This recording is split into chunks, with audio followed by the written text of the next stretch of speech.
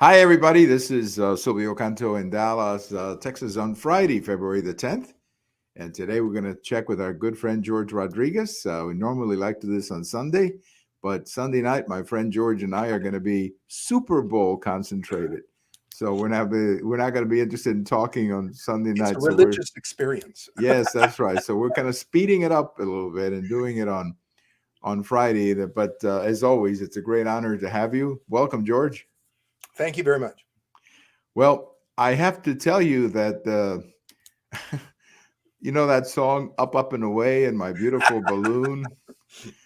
We got a few too many balloons here lately. Now we just shot another one over Alaska, and I was watching the news, and I understand that the senator from Alaska, uh, the lady senator Jankowski, is that her name? Murkowski.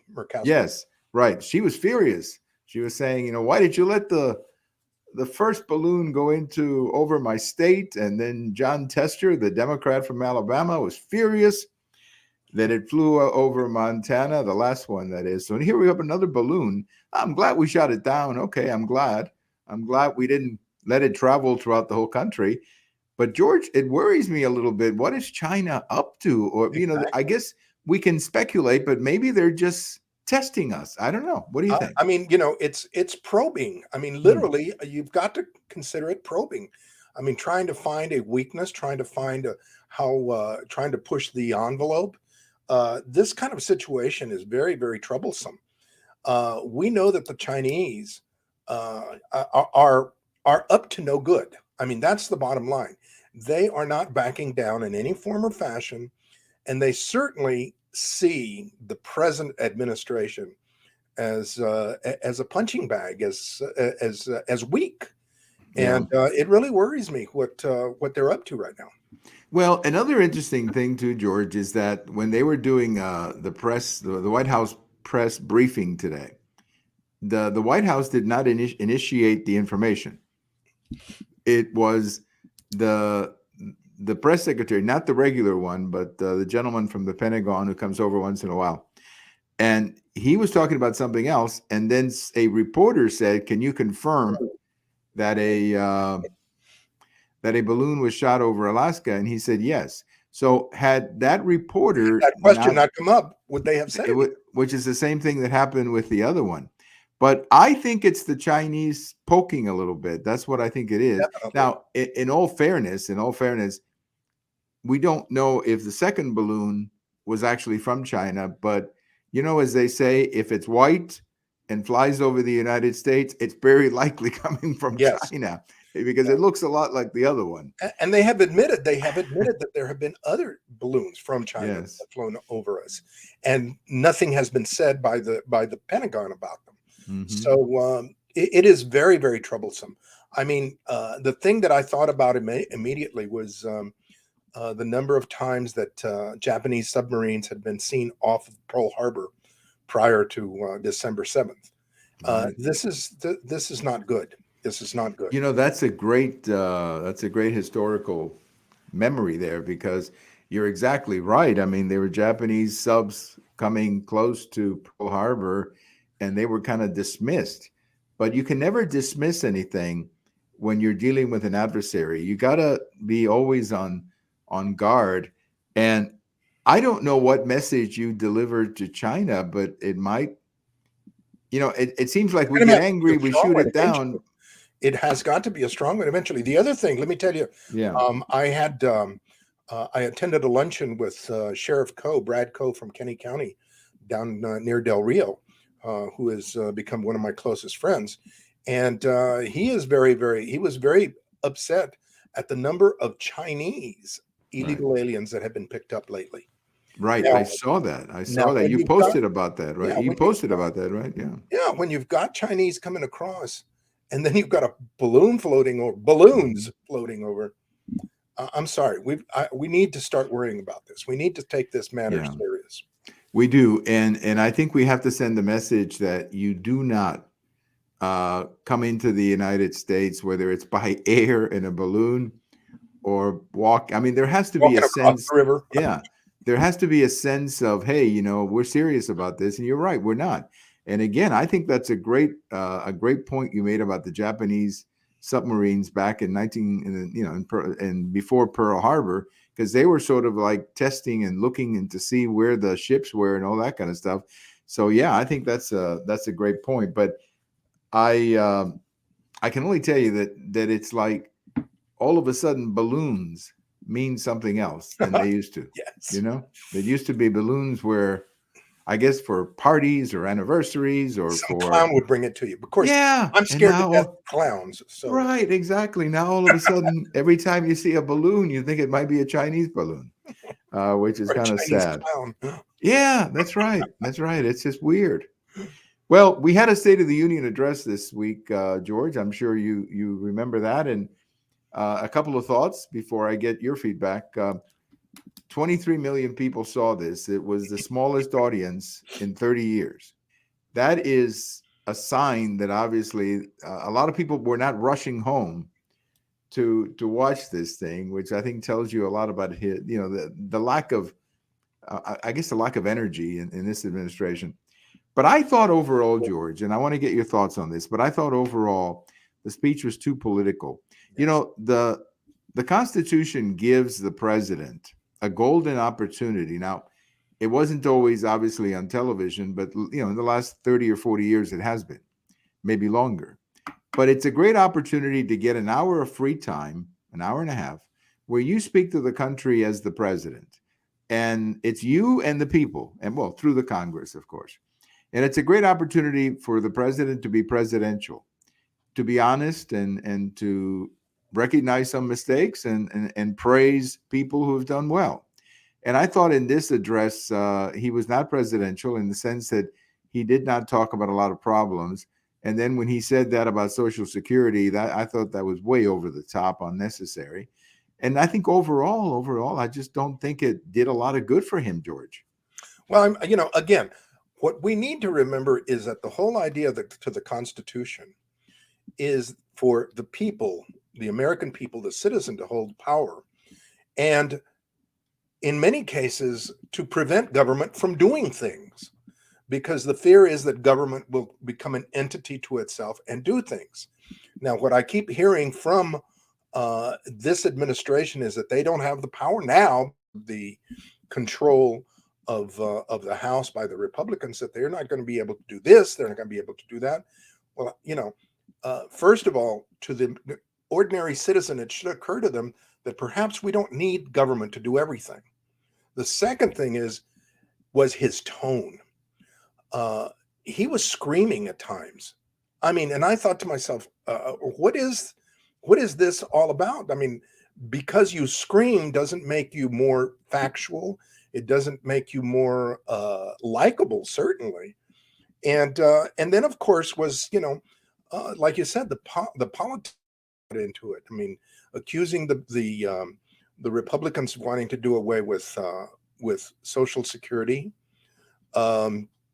making comments about the police. I mean, the politicalization of the whole thing. Right. You're right. I mean, he should have taken this. I mean, he calls himself, of course, he's the second one. Obama called himself that, but the great unifier. What is unifying about this whole, this attack, this screaming that he does at the podium? And then no sooner does that happen than the past 2 days he's been on the road attacking more, Right. making more attacks. And, it was it's very, very disturbing. It's very, very disappointing for him to be the commander in chief. Agree. And I was very disappointed. For example, a lot of the things that he didn't talk about. He didn't talk about the crime in the cities. He didn't talk about the stress that the police is under, or the Border Patrol agents. And I keep thinking maybe I live in a unreal world. But what if he had said, George? What if he had said, "Look, I want to apologize to that fellow down on the border, that Border Patrol agent on horse. Yeah, That he was accused of doing something he didn't do. So I want to apologize to him and his fellow workers." What if he had said, "I want to congratulate the states of Texas and Florida for having opened their economies, and by doing so, they, in a sense, they were the locomotive of the economic recovery. Now, a lot of people would say, well, but that's praising the Republicans, but that's what the president does.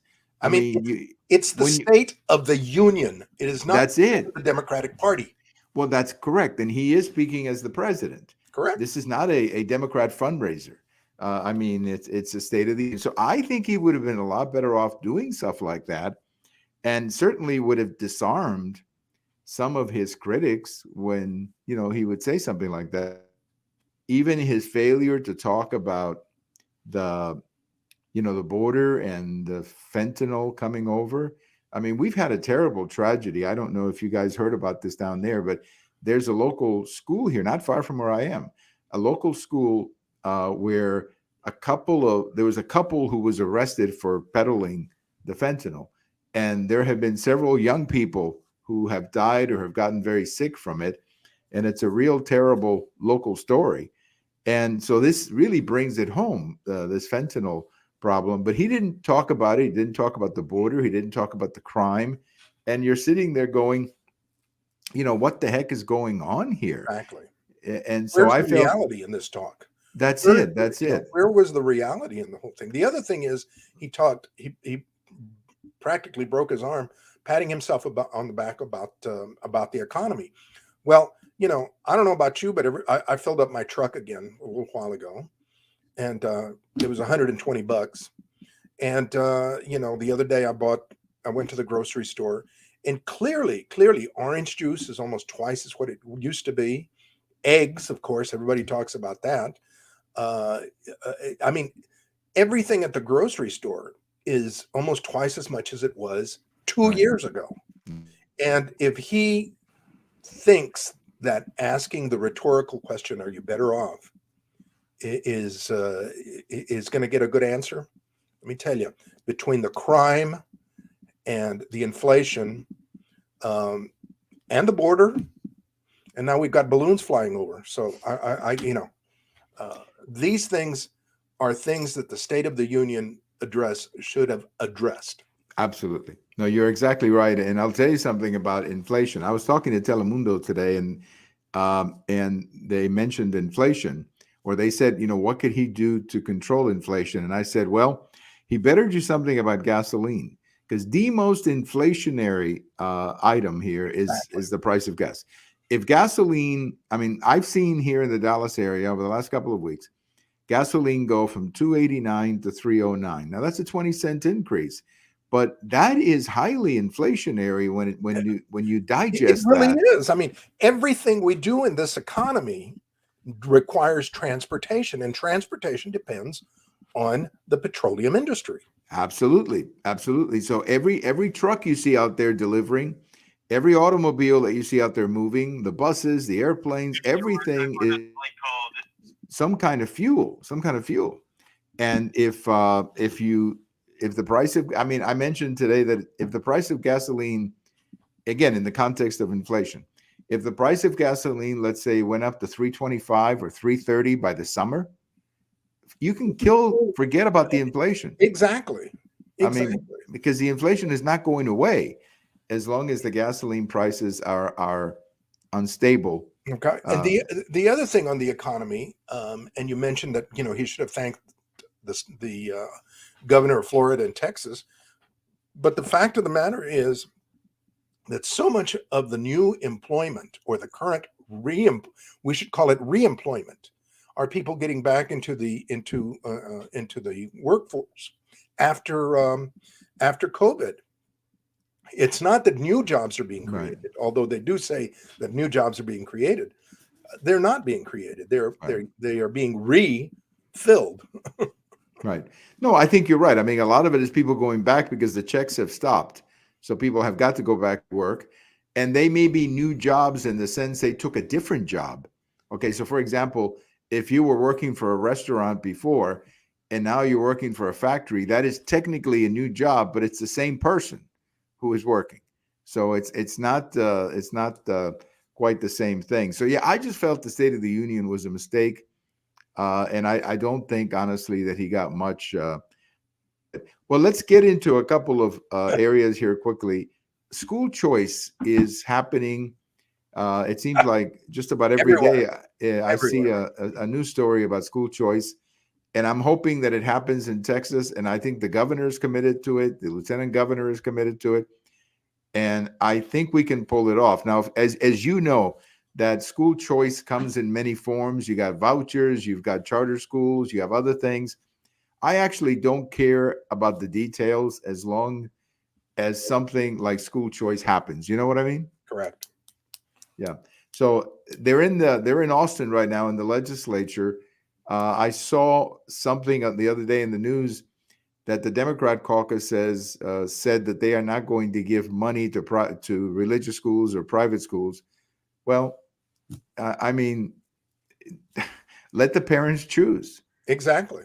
Exactly.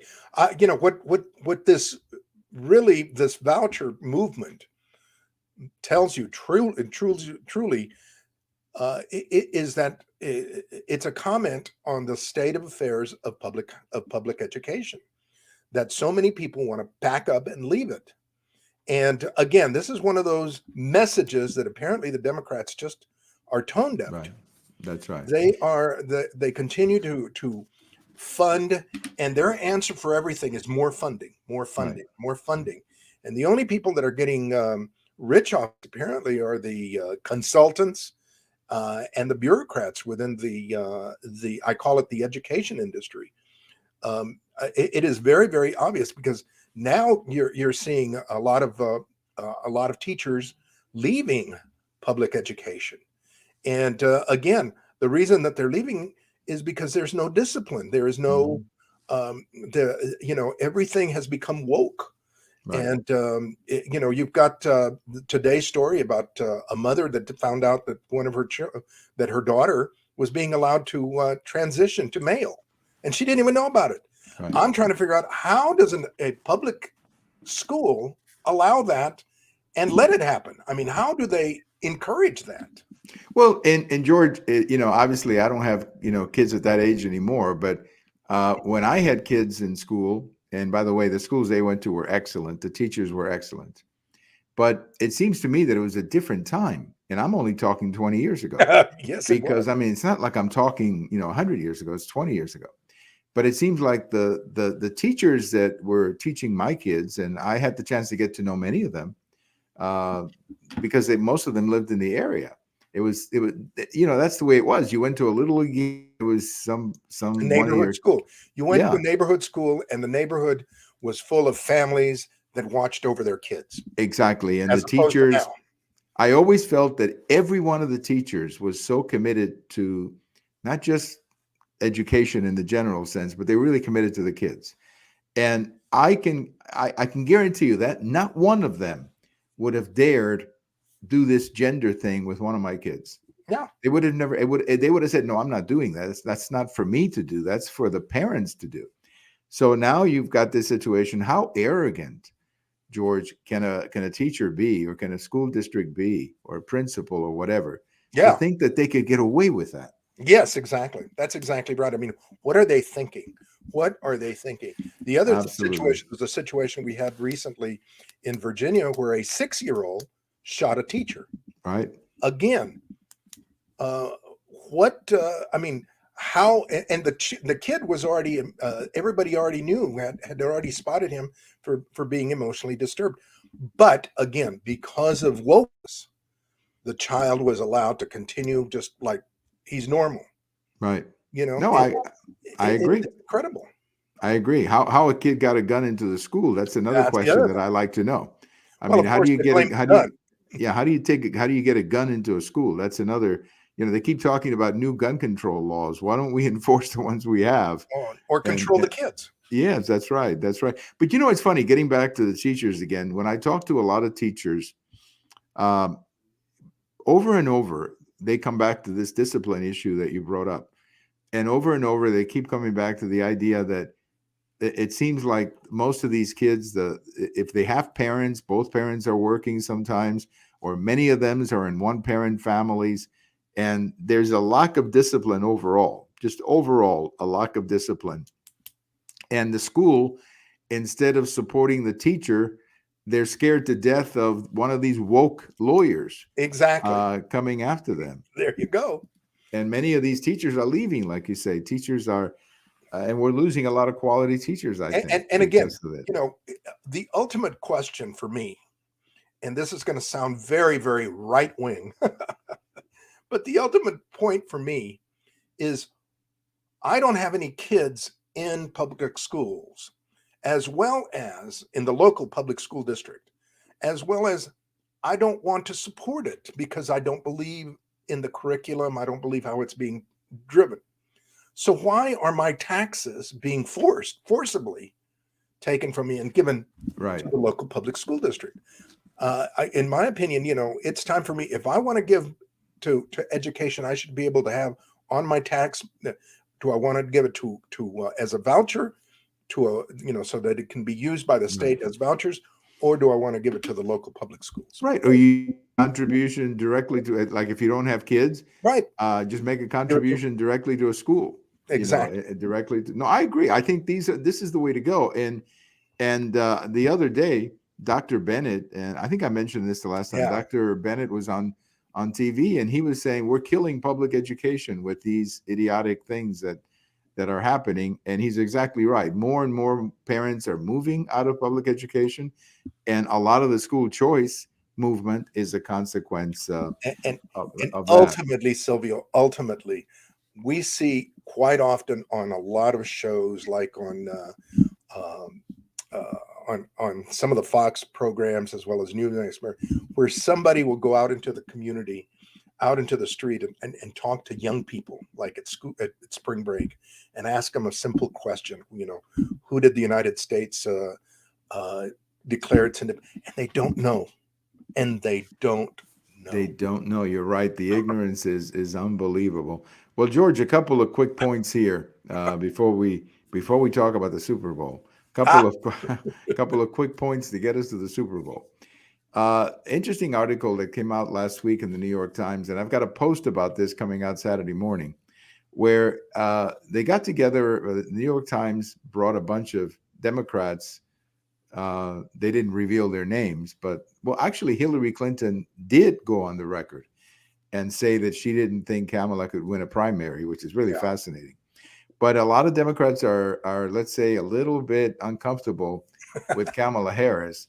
And it may very well be the only reason they don't use the 25th Amendment is Kamala Harris, because a lot of them, and you know what, George, they should be concerned about her. And I know I'm a Republican and I didn't vote for her, but they should be concerned.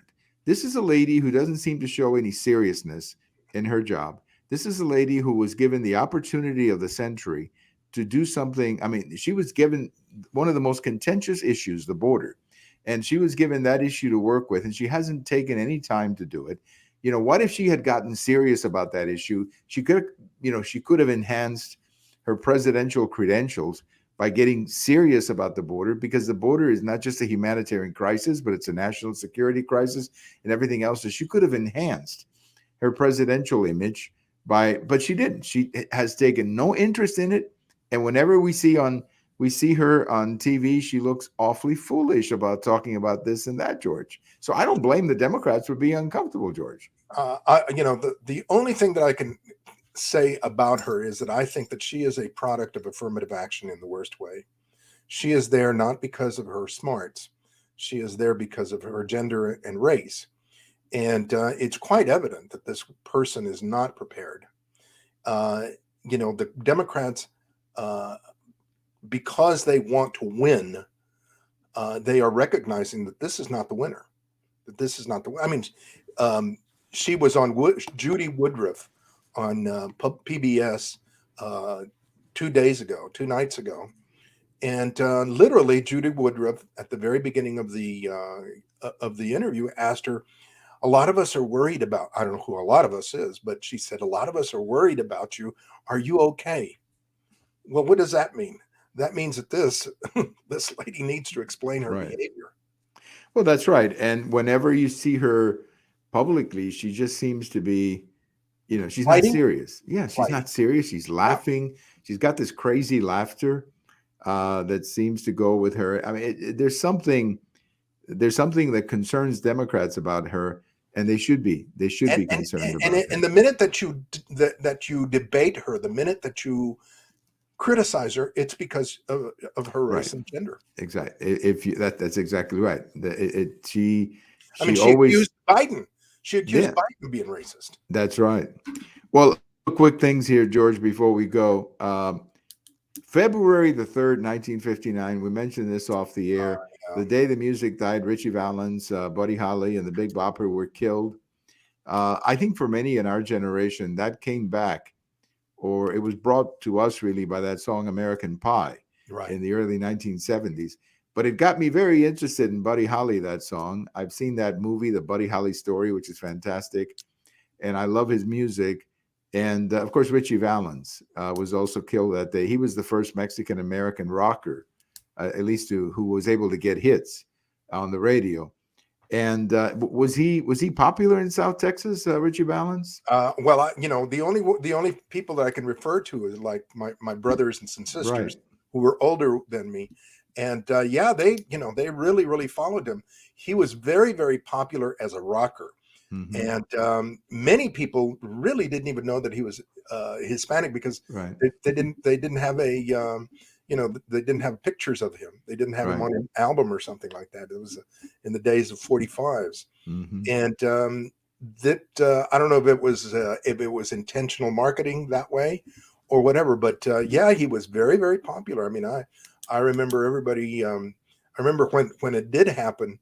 I must have been maybe 8 years old, and I remember at the breakfast table everybody talking about how sad it was that him and the other two, both the Big Bopper and Buddy Holly, were from Texas. So there was a big Texas connection on those two. Oh, I didn't know the Big Bopper was. I knew that Buddy Holly was from Lubbock. Yeah, I didn't know the Big Bopper. Yeah, I didn't know that. But yeah, Buddy Holly. I went to Lubbock a few years ago with a friend of mine from Mexico. In fact, a friend of mine from Mexico called me up and said, "Look, I got to take a business trip to Lubbock, and I want you to go with me, help me translate." And I said, "Okay, I'll go with you." So we got to Lubbock, and we take a taxi to a lunch we're going to have. And I say to the taxi driver, I bet a lot of people ask you about Buddy Holly's grave. And the taxi driver says, "You're right. You're right. In fact, I'll take you to it." So he drove us to the cemetery where there's the Buddy Holly grave. And, I thought that and then there's a museum, I understand, too, as well. So he married a Puerto Rican lady. That's right. Maria Elena was Maria her name. Elena. Right. As I recall.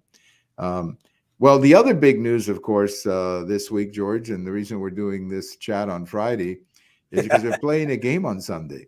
So did you hear about that game? Yeah. You heard about it, right?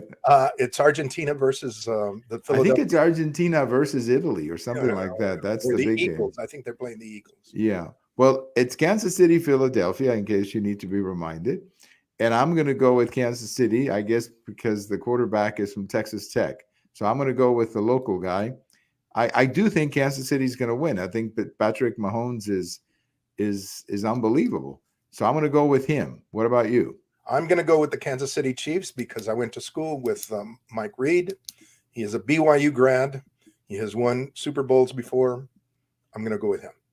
I actually didn't Reed win a Super Bowl with Philadelphia? He did. That's what I was thinking. Yeah, when you said that he had won before, it reminded me that, yeah, he did win with Kansas City, but he had also won one before with Philadelphia. So this may be the first time ever. There's always a first time for everything these days, but this might be the first time ever that one coach has coached both teams to a Super Bowl victory in two different divisions. Yeah, the AFC and then the NFC. Right. The other thing, real quick, is that last night Dak Prescott won the Walter Payton Award. Yeah, the Walter Payton Award. Yeah. I cannot think of a better person. I have followed Dak Prescott, not just because he's the Dallas Cowboy quarterback, but the things that he has done with his life and with this foundation. I really take my hat off to him. No, I agree. In fact, I gained the, I know he's had his problems on the field, and it's not all his fault, but obviously, when you're a Dallas Cowboy quarterback, they judge you by one thing: how many Super Bowls you won. Exactly. It's not Especially in fair, Dallas. but that's the way it is. Especially in Dallas. That's it. Look, Tony Romo and Danny White were great quarterbacks, but they didn't win a Super They Bowl. didn't win. So the fans around here can be that way. But I will say one thing about Dak that I was very impressed with something he did earlier in the season, or maybe during the training camp, but in the last year, somebody ran a hit piece on Jerry Jones. Somebody dug up this photo Oh, of yes. Jerry Jones in 1957. I don't know. He was He was at Little Rock High School. Right, at Little Rock High School, and he was probably a teenager then, I guess. And somebody tried to say that this shows you that he's a racist. He's a racist, and they brought this up to Dak in a press conference to Dak Prescott, and he says, "Look, I'm going to paraphrase, but if it looks, he says, look, this is in the past, and I believe in grace. I believe in moving on, sort of." And I was very impressed with that because he basically threw the thing right back at the reporter. The reporter was just looking for a hit job on Jerry Jones. And it's no coincidence that hit job came out after there was an announcement that Jerry Jones had contributed to the Greg Abbott campaign. I have no doubt that this is not a coincidence. Greg Abbott is a Republican, and Republicans are racist. Right. So I was very impressed with Dak and the posture that he took, because that is correct. Well, this is 1957. Yeah. I mean, what are we talking about? But okay, George, so you and I are picking Kansas City. I hope that our political predictions turn out as good as those two. I hope so too. All right, you have a great great weekend. I hope you don't eat too much, and we'll get back to Sunday. Yeah, we'll get back to Sunday, the Sunday after the Super Bowl, when no one knows what to watch. That's the crazy thing. The Sunday after the Super Bowl, everybody's like, "What do we do today? What do we watch today?" Gosh, we'll have a college basketball game. Well, not quite. All right, George, have a wonderful weekend, and we'll talk to you later. You too. All right, our good friend George Rodriguez from South Texas is always chatting about the politics and, of course, having a little fun there with the Super Bowl. I do think Kansas City is going to win. They're not necessarily my team, but I think that I'm going to go with Patrick Mahomes, the Texas Tech quarterback, and I hope that he wins that game. Thank you for watching. Thank you for listening. This is Silvio Canto in Dallas, and we'll talk to you later. Bye-bye, everybody.